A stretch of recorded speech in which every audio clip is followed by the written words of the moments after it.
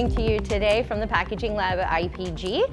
I'd like to take this time and walk you through drop testing for transit. This right here is a drop tester, and this machine is designed to test packages under 150 pounds.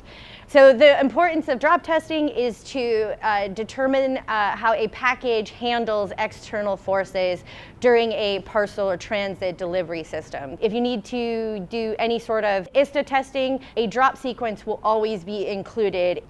Jordan over here is going to show you how we do the drop testing on boxes.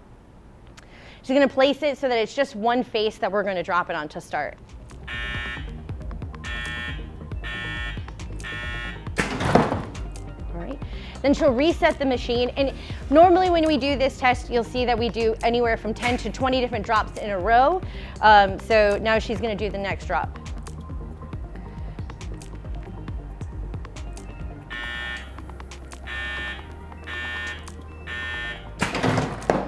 During these drop sequences, we're going to also record any sort of damage that happens to the external packaging, and that includes damaged corners, bursted sides, broken tape, things like that. So it's important to keep track of any sort of failures that happen to the package as we go through the different sequences. So the next set of drops she's going to do is going to be on our flexible packaging, and she'll be using a mailer.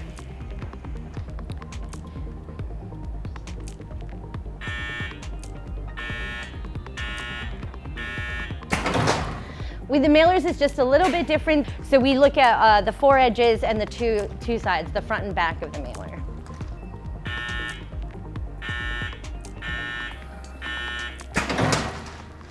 Once we've completed all of the drops in the sequence per the test method, we will open up these packages and we will look at how the package inside the box has performed. So this is very important when it comes to transit or parcel systems because as you know, things get tossed around, and so it's important that under all of that stress and all of that external shock that your package arrives safely intact and that the product you purchase is still usable.